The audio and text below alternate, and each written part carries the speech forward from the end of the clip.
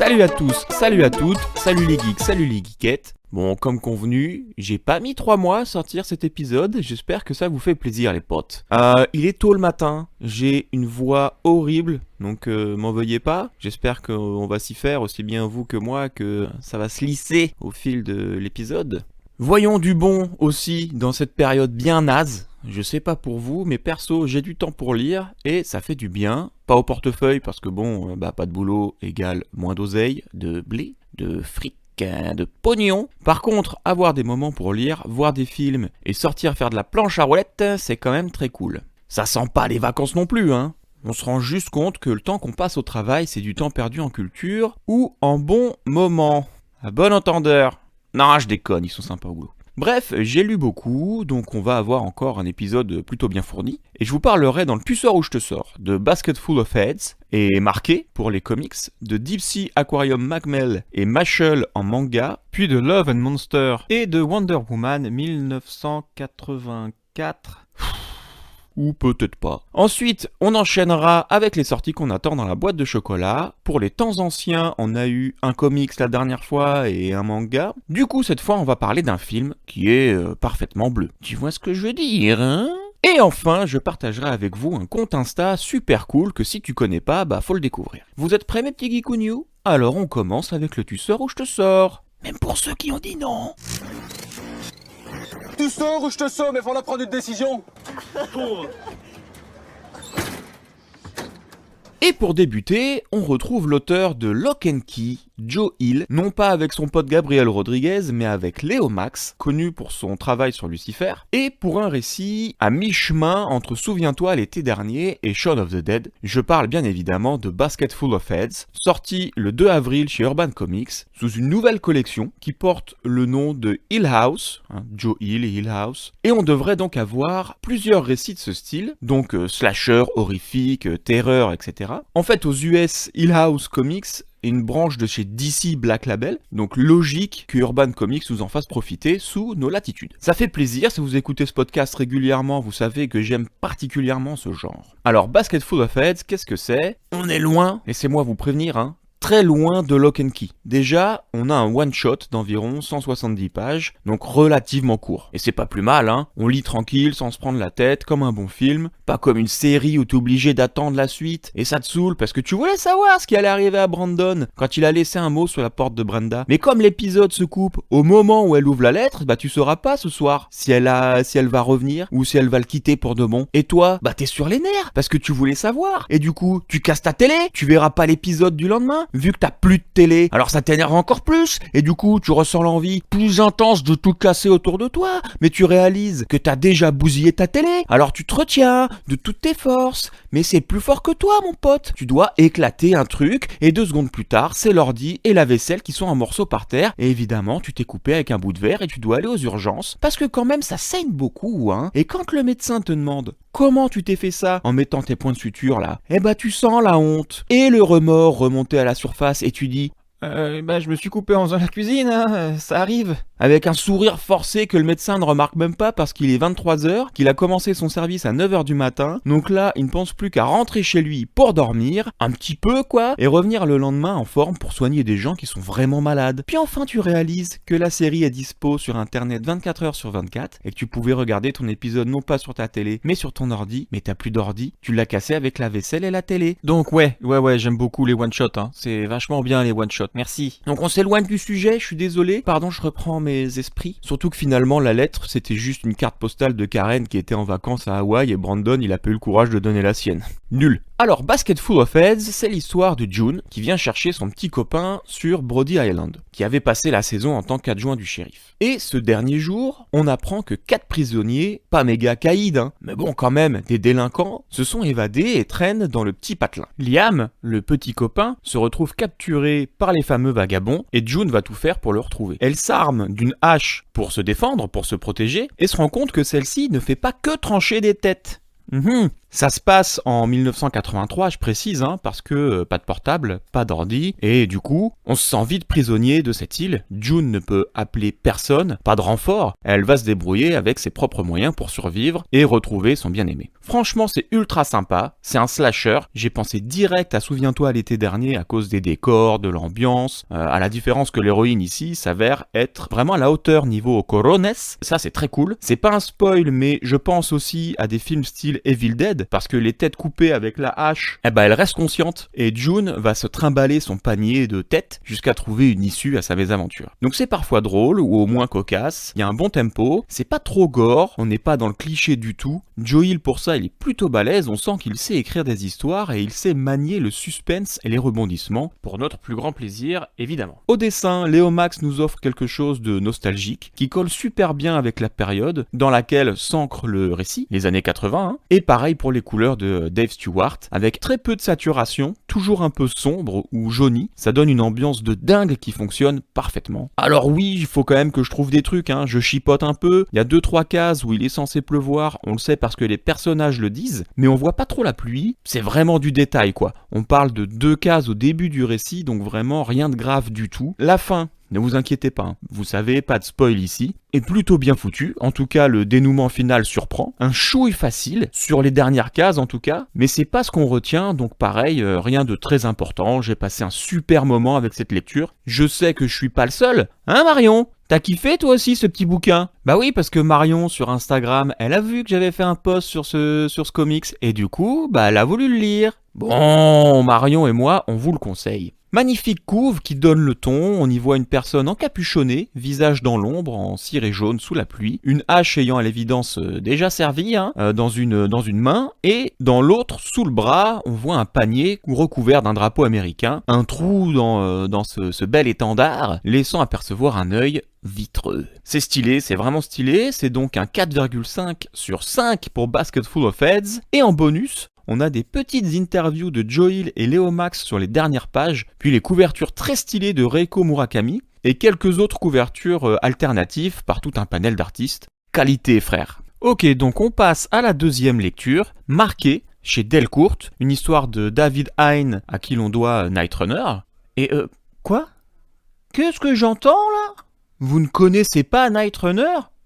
J'ai vu qu'il y en avait 2-3 au fond de la classe qui connaissaient, mais bon, pour la plupart, ça n'a pas l'air d'être facile, Normal, en France, il a fait un petit peu de bruit en 2010, mais c'est vite retombé. Par contre, aux US, certains conservateurs, voire des bons gros extrémistes, ne se sont pas privés pour taper sur ce personnage, qui est le représentant français de la Batman Incorporation, Batman Inc. Sauf que comme il s'appelle Bilal, qu'il est d'origine algérienne et qu'il est de confession musulmane, ça leur a pas plu, ces bons gros conservateurs extrémistes. Donc voilà, encore des génies qui font avancer le monde, quoi. En même temps, tant mieux, parce que sans leur critique, il y a de grandes chances pour que Night Runner passe à la trappe et n'ait jamais connu son moment de gloire. Bref, Marqué, on a David Hein et Brian Aberlin qui participent au scénar, mais qui fait aussi les dessins, Brian, et à la couleur on a Geron Van Dyke, le même trio que pour le comics Sonata. C'est arrivé chez nos libraires le 17 mars, mais je l'avais pas encore lu. Maintenant, c'est chose faite, on en parle. Alors là, c'est un podcast, donc vous voyez pas. Eh bah oui, Captain Obvious. Mais il s'avère que j'apprécie pas mal le monde du tatouage, il se pourrait même que j'ai quelques petites pièces, très discrètes, vraiment, toutes petites, mini. D'ailleurs, si vous passez à Caen et que vous voulez un joli tatouage, le salon Sacré-Cœur des génies. Vous voyez, moi je vais de Paris à Caen pour me faire tatouer, donc imaginez. Allez voir leur page Insta, je mets en description le lien, bien évidemment, et celle de mon petit lapinou d'amour, Tony H, qui n'écoute certainement pas, mais bon, bisous mon lapin. Je disais donc, j'aime les tatouages, et ça tombe bien parce que Marqué, c'est un peu des gens avec plein de tatous, sauf que eux, ça leur confère des pouvoirs. Pas moi. Je suis deg. Tony, il fait pas les tatouages qui donnent des pouvoirs. Je vais l'appeler pour lui demander de se diversifier un petit peu d'ailleurs. Ouais, comment ça va mon lapin ? Bonjour, ça va et toi ? Bah écoute, ça va super bien. Ça fait longtemps. Ouais, c'est bizarre, je pense à toi hier soir. Mais moi je pense à toi tous les jours mon lapin. Quel faux cul. Dis-moi, je voulais te parler d'un truc. J'ai lu une BD là, un comics qui s'appelle Marqué. Ouais. Et dedans les tatouages ça donne des pouvoirs. Du coup, je me demande pourquoi tu m'as arnaqué avec les miens et ils donnent pas de pouvoir en fait. Si, t'as un pouvoir, c'est bon. C'est quoi ? C'est de ultra bien Pépon. Ah putain, mais c'est pour ça en fait, je me suis pas encore rendu compte. Ouais, c'est ça, exactement. Putain, je me Ouais, disais, t'inquiète. c'est salaud, le mec il pourrait se diversifier un peu et faire des pouvoirs dans ses tatouages, tu vois. Ouais, mais non, mais si, mais c'est que des pouvoirs ultra gay, moi. Ah ok, bon bah je suis content alors, ça va. À ce moment-là, peut-être, attends, on passe. Mais ouais, bah en fait, si tu verras, ça va venir avec le temps, dès que tu rencontreras des bonnes personnes. Ouais, faut que j'aille à Caen quoi. Exactement. Ouais, Bon, de toute façon, il va falloir, hein, faut continuer ton dos. ouais, bah Continuer ton dos. déjà pour te voir mon lapin, hein, ça serait quand même cool Bah parce ouais, que je bon. sais, mon petit chat. Ouais, pareil, hein, attends, j'en ai marre là. Rappelle-moi quand tu veux. Vas-y mon Dès lapin. que vous avez envie de venir, vous passez, hein. Bah ça marche, bah écoute, Vous êtes les bienvenus. on se tient au courant. Ouais. Puis même, je peux. Ouais, non, j'allais dire, vous pouvez passer, mais ça, Mais même vous, hein, venez à Paris, venez nous voir, hein. Ouais, mais Ça va le faire. nous notons et de toute façon, si on vient, bien sûr qu'on viendra vous voir. Vas-y, bah parfait, mon Avec lapinou. plaisir. On vous embrasse très fort. Eh bah nous aussi, gros bisous mon lapin. Petit chat à toutes. Bisous, bisous.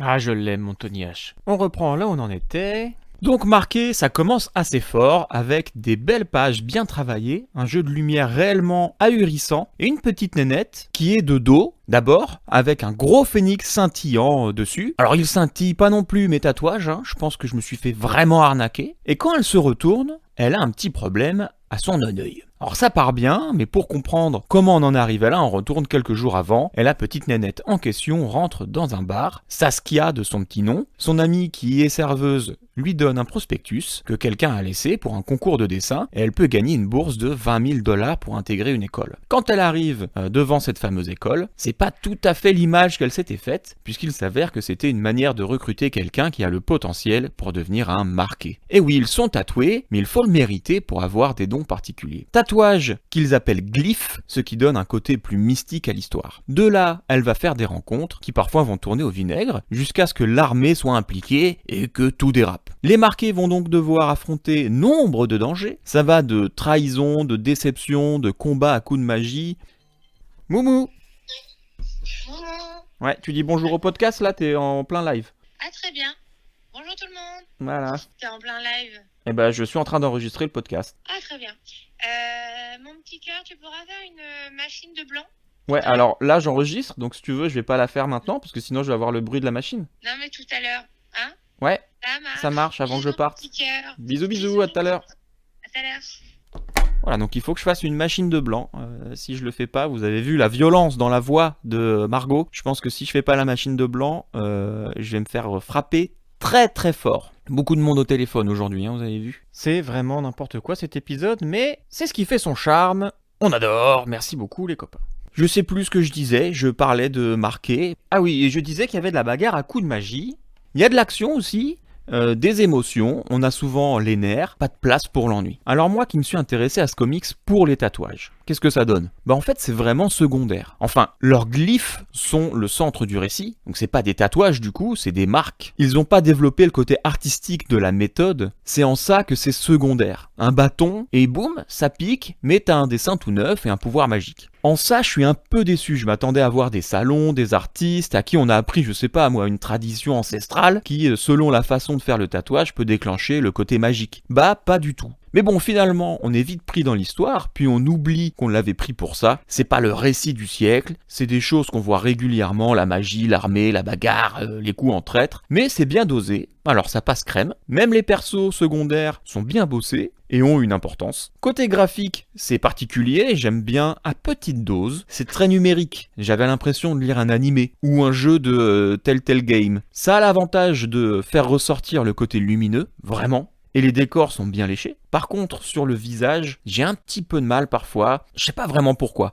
Faut s'habituer peut-être. En tout cas, j'ai pas eu assez d'un tome pour prendre le pli. Ça marche super bien sur le déclenchement des glyphes. Il y a des jeux de transparence superbes. Donc oui, je suis mitigé sur le côté graphique, mais je comprends le parti pris et j'en vois même l'utilité. Le principal, c'est que j'ai passé un moment fort sympathique en lisant ce comics. Le dernier quart est peut-être un chouille caricatural. Je ne peux rien dire sans spoil, donc j'arrête là. Je pense que ça mérite un bon 3 sur 5. Allez, 3,5 sur 5 pour le risque du numérique et l'énergie. Et on passe au manga. On attaque avec un titre que je n'espérais plus voir puisque ça faisait à peu près 2 ans que j'attendais le tome 4. Je parle de Deep Sea Aquarium Magmel chez Vega Dupuis, arrivé le 2 avril. C'est un manga de Kiyomi Sugishita. Comme je ne l'attendais plus, j'ai eu une bonne surprise en tombant dessus par hasard et ça a égayé ma journée comme jamais. Rien que les couves donnent envie de le lire, ce sont toujours des personnages au milieu de fonds marins et des animaux qui y vivent. Je sais pas pour vous, mais perso, les abysses, ça m'a toujours fasciné. Alors un manga qui en parle, c'était sûr que j'allais craquer. Deep Sea Aquarium Magmel, c'est l'histoire de Kotaro qui, à la base, est fan lui aussi des profondeurs et de ses habitants, et va donc s'arranger pour travailler dans le plus grand aquarium abyssal qui vient d'ouvrir au Japon. Pour être plus proche de sa passion, il accepte donc de faire le ménage dans ce lieu qui pour lui est le plus beau de tous. On y apprend énormément sur les animaux, c'est très bien documenté, et l'auteur utilise son personnage principal pour créer un lien entre toutes les petites scènes de vie dépeintes tout au long de l'histoire. Kotaro va faire plein de rencontres qui durent ou sont fugaces, se faire des amis, évoluer et surtout se rapprocher de son rêve. Dans ce 4e tome, on a donc plusieurs courtes histoires comme à chaque fois, toujours touchantes, mettant en scène l'enfant unique du grand patron par exemple, Nagisa, qui est traité comme bizarre dans son école, mais finalement, est-ce que c'est pas cool d'être bizarre ? Ensuite, on retrouve Kotaro qui a des déboires avec un de ses collègues et se pose pas mal de questions. Passer par des moments difficiles peut avoir une utilité. Shizuka, qui est celle qui a pris Kotaro sous son aile, va nous emmener dans les souvenirs de son adolescence et on va apprendre un petit peu plus sur elle, ainsi que sur le monde éloigné mais également méconnu de l'espace. C'est hyper intéressant de voir comment ils ont confronté ces deux univers et les ont en quelque sorte réunis. Je reste vague pour que vous ayez envie de jeter un œil. Et enfin, l'ouvrage se termine sur le récit d'un enfant qui trouve sa passion pour les animaux marins en côtoyant Kotaro, mais dont les parents ont du mal à se rendre compte de l'importance que ça peut avoir pour ce petit bonhomme. C'est léger, c'est mignon, c'est intelligent, c'est très beau franchement. Les croquis des animaux, les détails, c'est canon. On retrouve entre les chapitres des petites infos sur les différentes espèces qui peuplent les fonds marins. J'adore lire ce manga, c'est une véritable aparté quand on plonge dedans. On plonge, aquarium. Oui, je mérite le prix Pulitzer, un vrai génie, je sais.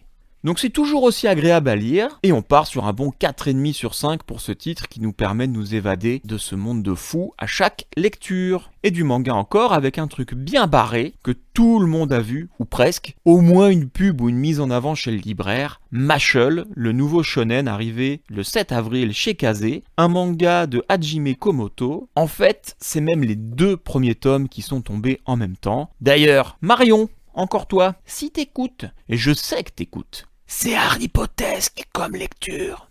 Mash Burn Dead, un jeune homme, particulier, vit seul avec son papounet au fond des bois, et quand il ne dévore pas des choux à la crème, c'est qu'il s'entraîne pour devenir méga balèze. S'ils vivent comme ça, c'est pour protéger son secret. Il ne sait pas utiliser la magie, le petit loulou. Sauf que dans ce monde, c'est la peine de mort pour les non-utilisateurs de baguettes. Alors quand un policier découvre le poteau rose, il n'a plus d'autre choix que de s'inscrire à l'école des sorciers et l'académie de magie de Easton et à devenir le meilleur élève. Je vous préviens tout de suite, le mot qui convient, c'est absurde. Mais comme c'est assumé, je dirais même que c'est le moteur de Mashle, et bah ça marche. Pour compenser le fait qu'il ne sache pas utiliser la magie, Mash qui n'a pas les meilleures capacités intellectuelles non plus, compense grâce à ses muscles. Quand il arrive dans l'école, pour donner le change, il compte sur son physique. Exemple, pour voler sur un balai, il bouge les jambes très vite, et ça marche. Il ne sait pas ouvrir une porte non plus, alors il les casse sans faire exprès. En fait, il sait pas s'il faut tirer ou pousser, du coup, elle lui reste dans la main. C'est un bon gars, il aide les gens, il écoute ce qu'on lui dit, mais il est pas très éveillé quoi. Flegmatique à 200% en plus. Alors le parallèle avec Harry Potter ne s'arrête pas au monde magique. C'est bien une caricature complète qu'on a avec ce gag manga. Je suis pas fan de ça d'ailleurs, à la base, les gags manga. Mais comme j'aime beaucoup Harry Potter, je me suis laissé tenter. Et c'est dès la couverture qu'on voit l'inspiration de l'œuvre de J.K. Rowling.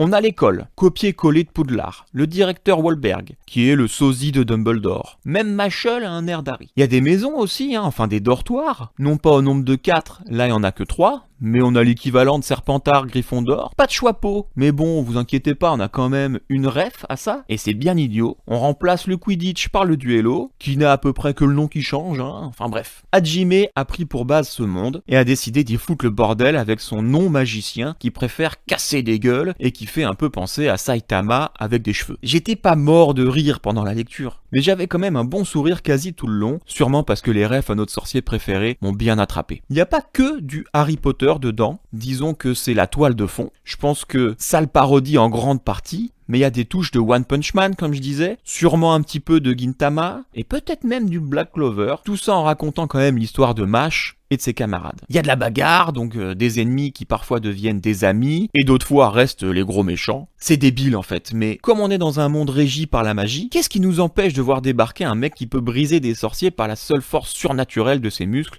et jouer au duello en battant des jambes? Les dessins sont assez simples, la plupart du temps, volontairement peu précis, j'imagine en tout cas, pour coller au ton du récit, mais on a des moments plus sérieux et en double page qui sortent clairement du lot et qui sont superbement bien travaillés. Ça permet de trancher direct et de rehausser la tension vers l'action. Le tome 1 met en place. Ça bouge pas mal, mais c'est bien dans le deuxième tome qu'on va rentrer dans le vif du sujet, et c'est pas terminé. On a bien envie de connaître la suite.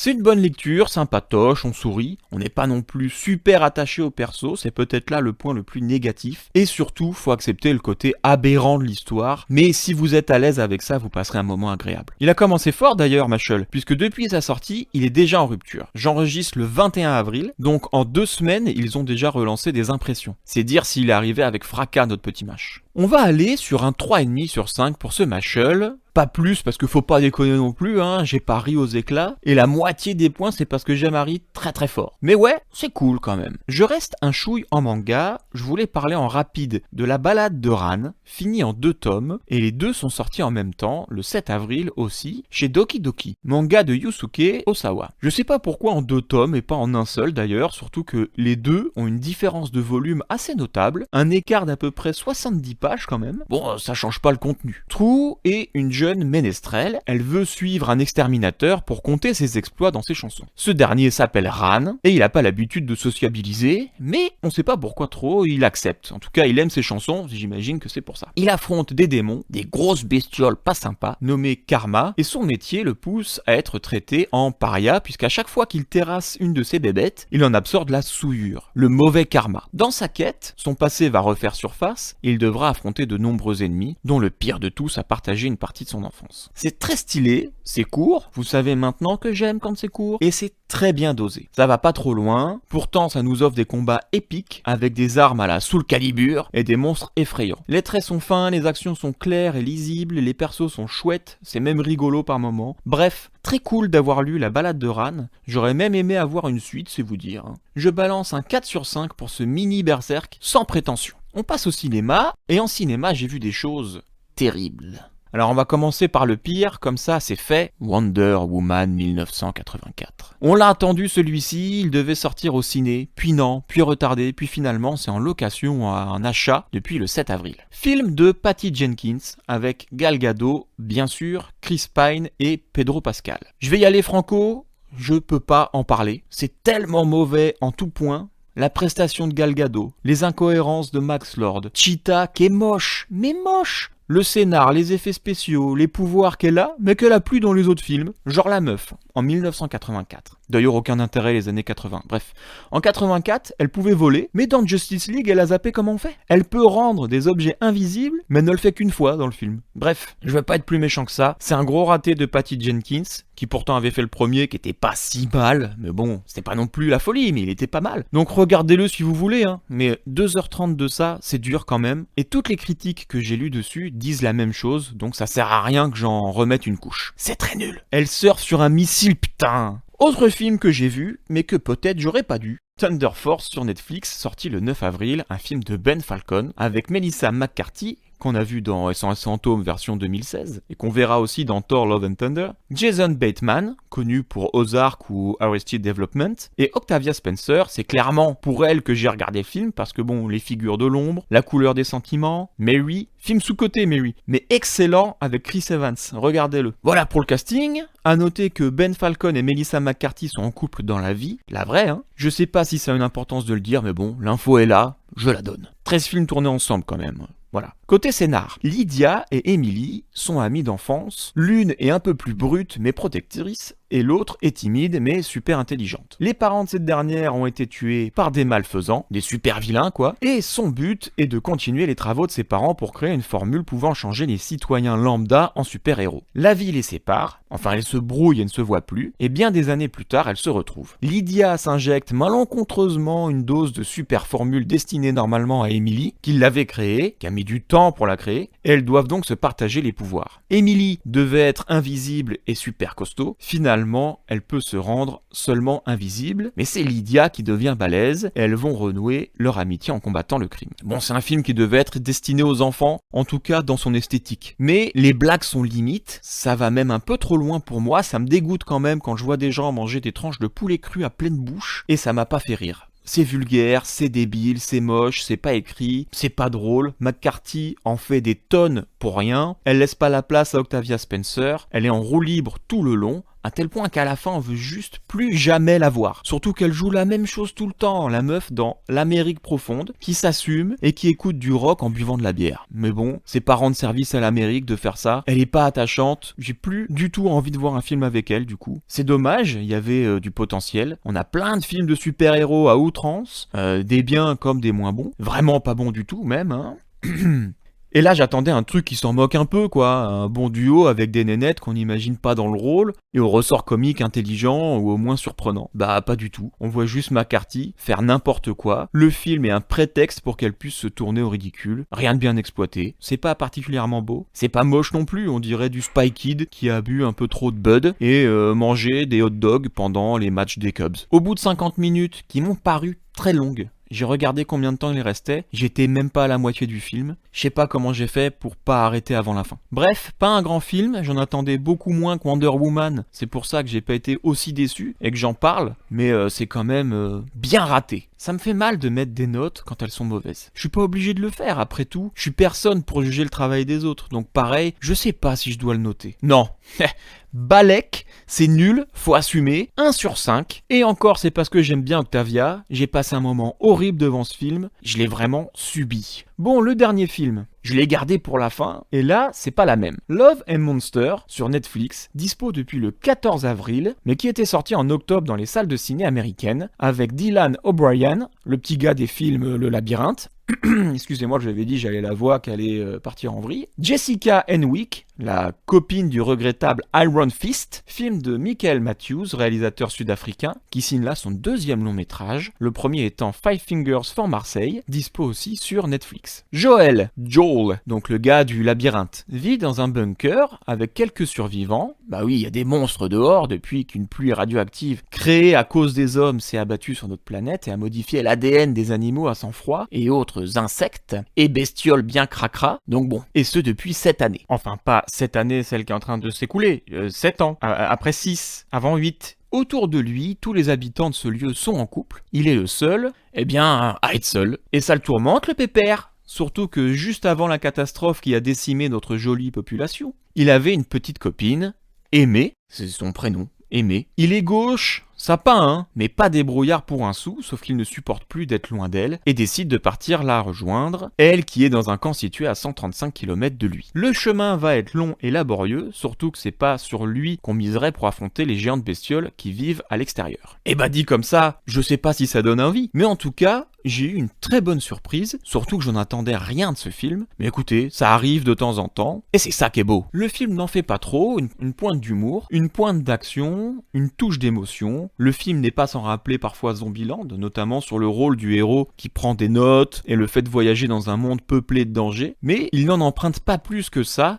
et arrive à créer sa propre identité. Le lien entre Boy, le chien, et notre héros est vraiment bien foutu. C'est pas anxiogène comme ça pourrait laisser penser, et les quelques rencontres sur le chemin chapitrent plutôt bien l'histoire, ce qui fait qu'on ne s'ennuie à aucun moment. L'humour est pas pâteau, et les personnages secondaires apportent réellement quelque chose, que ce soit pour Joel ou pour le récit. Je retiens notamment Clyde et Minot, interprétés par Michael Rooker et Ariana Greenblatt, qui forment un duo de choc tout aussi touchant que drôle. Le bestiaire est très fourni, et bien réalisé, faut le dire quand même, parce que quand c'est dégueulasse, je me prive pas pour balancer. Bah là, c'est pas mal du tout. Les décors sont beaux, la photo est cool, le casting est juste, un dénouement intelligent qui, comme le reste du film, ne va pas dans le cliché ou dans la surenchère. Donc un excellent moment passé devant Love and Monster. Je dois bien avouer que je m'y attendais pas du tout. Je pars sur un 4 sur 5 pour ce petit bonbon acidulé à la bave de monstre. On en a fini avec le tu sors ou je te sors, c'est le moment de renifler les bonnes odeurs de notre boîte de chocolat. Maman disait toujours, la vie c'est comme une boîte de chocolat. On ne sait jamais sur quoi on va tomber. Et on va commencer avec le comics. En mai, c'est le printemps des comics, justement, chez Panini. Et à cette occasion, ils nous proposent des bouquins à prix réduit pour chaque héros. On va donc trouver chez Marvel le très cool Venom Rex à 5,99€. On dit 6€, hein. On a aussi Spider-Man bleu. On a Wolverine les origines, la vie de Captain Marvel, Thor la déesse du tonnerre, Ultimate super-humain et plein d'autres. On a aussi le premier tome de Star Wars la Haute République. Donc c'est plutôt un bon plan pour commencer des nouvelles séries ou redécouvrir des histoires de nos héros préférés. Plus en macro, le 19 mai sortira le premier tome de The Plot, intitulé 1974, un comics de Tim Daniel et Michael Morecci, qui ont du talent, mais n'ont pas énormément d'histoire à leur actif. C'est dessiné par Joshua Hickson, à qui on doit les planches de Shanghai Red. Ce sont les éditions iComics qui nous livre cette histoire en France, Volt Comics aux US. Chase Blaine se retrouve avec des mômes dans les pattes, ceux de son frère et de sa belle-sœur, qui ont été sauvagement assassinés. Il récupère alors Mackenzie et Zach, ses neveux et nièces, qu'il ne connaît pas vraiment. Pour se reconstruire, ils vont partir vivre dans la maison d'enfance de Chase, en espérant retrouver un semblant de vie normale.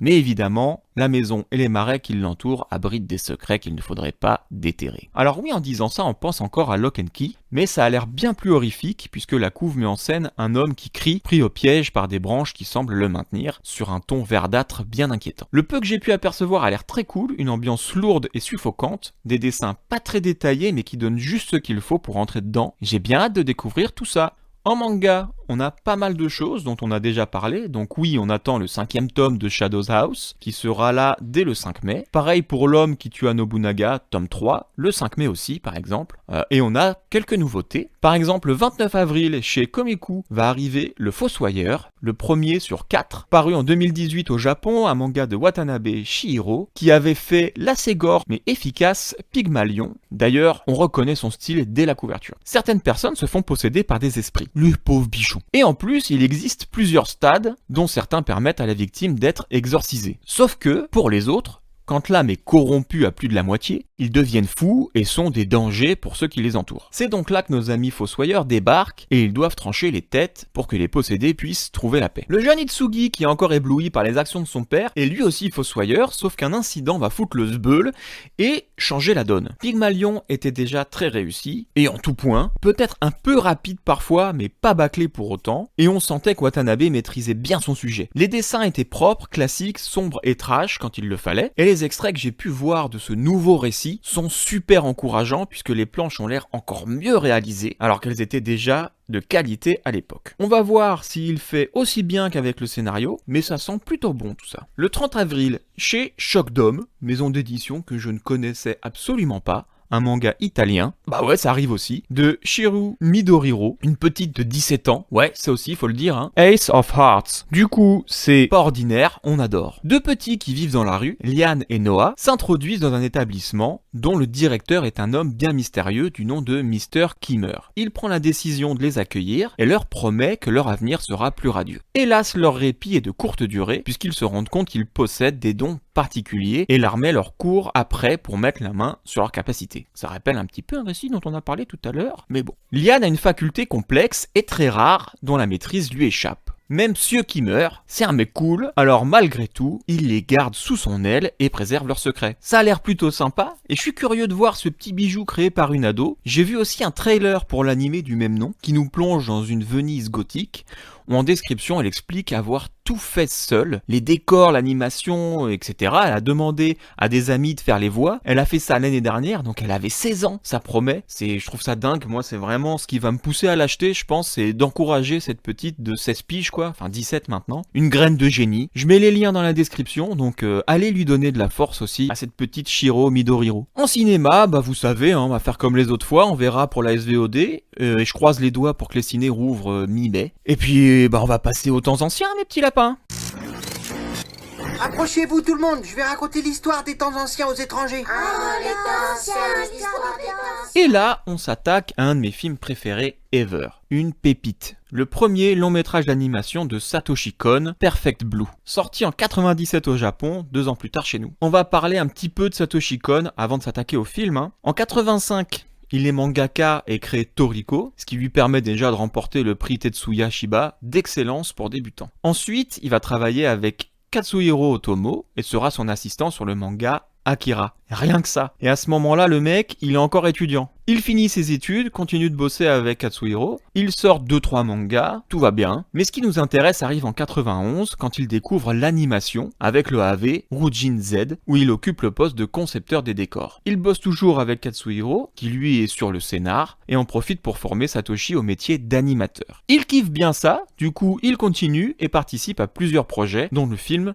Patlabor 2. Pendant 2 ans, il travaille sur Seraphim, puis il essaye de faire son manga Opus. Sauf que pas de bol, avant la fin du second tome, à la suite de la faillite du magazine dans lequel il est pré-publié, il doit arrêter et son œuvre ne sera jamais achevée. Ça l'a bien saoulé le loustic, du coup il arrête les mangas et décide de se consacrer à l'animation. Il travaille sur des petits projets, notamment Memories, où il a la charge du design des décors et du scénario sur l'histoire Magnetic Rose. Oui, Memories c'est 3 courts-métrages. Et là, un truc se passe, Satoshi Kon utilise pour la première fois la notion de réalité subjective dans une des scènes du film qui n'était pas prévu par le script original. Alors vous allez me dire, Giggs, qu'est-ce que c'est la réalité subjective ? Eh ben on va vulgariser la vulgarisation, parce que c'est pas rien de comprendre et d'expliquer les différentes réalités, et ça s'applique pas que dans un film. Donc bon, on a déjà la réalité objective, et dans quoi je me lance ? Qui en gros place le personnage principal, ça peut être vous, dans un monde de rêve onirique qui est réel, concret quoi. Ensuite, on a le solipsisme. Donc là, vous êtes à la base du rêve, vous êtes ce qui pense et rien n'existe réellement. Je résume. Mais si ça vous intéresse, il y a pas mal de philosophes qui en parlent et bien mieux que moi. Et enfin, on a la réalité subjective. Il y a à la base de cette réalité votre propre conscience, votre ou celle du personnage qu'on place au premier plan, évidemment. Vous projetez votre conscience dans un avatar et interagissez avec le monde des rêves en étant celui-ci. C'est qu'une image, c'est factice, mais c'est votre réalité. Et ça sera le fil conducteur du reste de ses réalisations. À Satoshi Kon, en 97, il a l'occasion de faire son film, tiré d'un roman, Perfect Blue. Faut savoir que le projet avait commencé en 95 et ça devait être une mini-série live, donc avec des acteurs quoi. Et les plateaux qui étaient à Kobe ont subi de très gros dégâts à la suite d'un tremblement de terre. Donc pour que les sous-sous qui avaient été placés dans le projet ne soient pas perdus à tout jamais, il a été décidé par les producteurs de faire un film animé qui permet aussi de contourner la censure télévisuelle et la magie commence. Dans le film, Mima quitte le groupe de J-pop dont elle fait partie, groupe qui en plus marche super bien, mais elle a d'autres aspirations. Elle veut devenir actrice et va jouer dans une série télévisée, et ses fans ne sont pas tout à fait en adéquation avec ses choix. Sa vie va changer et sera moins sympa à partir du moment où elle reçoit des messages sur internet, messages pas très cool, et des événements inquiétants se produisent qui la touchent et touchent ses proches, comme des phases d'hallucination, des menaces et des violences physiques allant jusqu'au meurtre. Dans les premières minutes, on pense qu'on regarde un animé léger qui parle d'une starlette en manque de reconnaissance, puis assez rapidement les choses se mettent en place sans vraiment qu'on ne comprenne ce qui arrive. On est dans un thriller psychologique presque schizophrénique et Satoshi Kon a bien réussi à brouiller les pistes. C'est typiquement le genre de film que j'aimerais oublier pour le découvrir à nouveau. Mima est prête à faire des choix pas faciles et se donne les moyens de réussir, mais en parallèle les fans de la première heure ne sont pas super réceptifs. Et surtout, plane au-dessus d'elle une inquiétude autant sur sa carrière que sur son état mental. Le tout est marqué par les premiers déboires sur Internet. Faut savoir qu'on est quand même en 97. Internet, c'est les débuts. Au Japon, ils sont en avance, mais quand même. Et l'incapacité de gérer les actions des fans que peut rencontrer une célébrité. Et comme je disais, ça va loin, à tel point qu'on stresse vraiment pour elle dans certaines scènes. On sait jamais vraiment jusqu'où son esprit va dans le désespoir. Et en même temps, c'est pas lourd. C'est lourd dans les faits, oui, mais pas dans la narration, et c'est très bien mené, ça a été très réfléchi. Satoshi Kon a su rester sobre en fait. La façon de monter le film est presque la même qu'un film avec des acteurs. Je comprends qu'il voulait le faire en live, ça se voit dans la construction, dans les personnages qui ne sont pas aussi fantasques que dans d'autres animés, même ceux qui suivront dans la carrière de Satoshi Kon d'ailleurs. Alors oui, ça a peut-être un peu vieilli, mais ça donne un côté nostalgique qui colle bien au récit, et je pense que plus je vieillis avec le film, et plus je l'aime. Les couleurs sont un peu passées, ça donne une sorte de filtre qui fait que l'atmosphère est si angoissante. Encore une fois, c'est un animé, oui, mais pas à mettre dans les mains d'un enfant. D'ailleurs, il était interdit aux moins de 12 ans en France à sa sortie. Quand on regarde le dernier film de Satoshi Kon, Paprika, on voit qu'il est toujours obsédé par l'inconscient, ça c'est sûr, mais les couleurs sont vachement plus vives, même le récit est moins ancré dans le réel. C'est un film que j'adore aussi, Paprika, de toute façon, je peux que conseiller toute la filmographie de Satoshi, qui est bien trop courte puisqu'il nous a quittés en 2010 hélas, et donc dans Paprika, il est beaucoup plus axé sur les rêves que sur l'état du personnage principal, deux visions tellement différentes, mais pas du tout incompatibles. Bref, regardez Perfect Blue, je l'aime très fort ce film, il vient de ressortir en DVD et Blu-ray, donc profitez-en. Et si vous voulez découvrir d'autres films de Satoshi Kon, je peux aussi vous conseiller Tokyo Godfathers ou Millennium Actress, et évidemment Paprika. Et on passe maintenant au partage, mes petits lapins. On partage tout ensemble. L'espace, le fil dentaire, même les capotes. Alors un partage rapide cette semaine, mais super cool, puisque je vous conseille d'aller voir la page Instagram de Sandeville Sand. Je vais vous les plaire, donc SANDEVIL _SANDH. Sandeville Sand. C'est un Indonésien qui s'amuse à faire des visuels de dingue en mélangeant des univers et surtout des personnages. Je m'explique parce que là je me rends bien compte que c'est pas clair. Donc je vais vous donner des exemples. Vous voyez Patrick, l'étoile de mer dans Bob l'éponge, et Plankton le méchant. Lui, il va nous le montrer, habillé en boubou de DBZ, et Plankton en Babidi, et ça rend trop bien. Les mignons Noix moche et méchant en Among Us, et mon préféré c'est Shrek, en mode super musclé, méga balèze, qui tient dans sa main un masque. En fait tout ce temps, c'était lui Hulk, c'est un génie. Il refait tout, l'ambiance, les décors, les persos, c'est trop stylé. C'est assez récent parce que le premier, c'est Pinocchio, en Groot, il y a moins d'1 an. Et avant ça, c'était plutôt de l'art visuel, des scènes plus basiques, jolies mais moins empreintes de pop culture ou moins souvent en tout cas. Là, depuis 1 an, il fait vraiment ce truc avec des personnages connus, et je pense que ça l'a bien propulsé son compte, parce qu'il y a une sacrée différence sur le nombre de likes. Tu m'étonnes que ça parle plus à tout le monde. En tout cas, moi j'adore, donc je partage avec vous, et évidemment, je mets le lien en description. Et c'est la fin de cet épisode, mes petits geekouniou. J'espère que l'émission vous plaît toujours. Si c'est le cas, les 5 étoiles sur Apple Podcast, c'est toujours cool. Ou le pouce en l'air sur YouTube, ça aide bien pour le référencement. Abonnez-vous, ça aussi, ça fait bien plaisir. Sur Spotify, Deezer ou partout où vous écoutez ce podcast. Et surtout, n'hésitez pas à partager autour de vous les petits potes. Si vous voulez, on peut se retrouver sur Instagram, à supplément.geek. Venez discuter avec moi, je réponds à tout le monde, sauf pour les nudes. Et sur ce, mes petits geeks et mes petites geekettes, je vous fais de gros bisous et je vous souhaite de bonnes lectures et de bons visionnages. Hasta la vista, baby.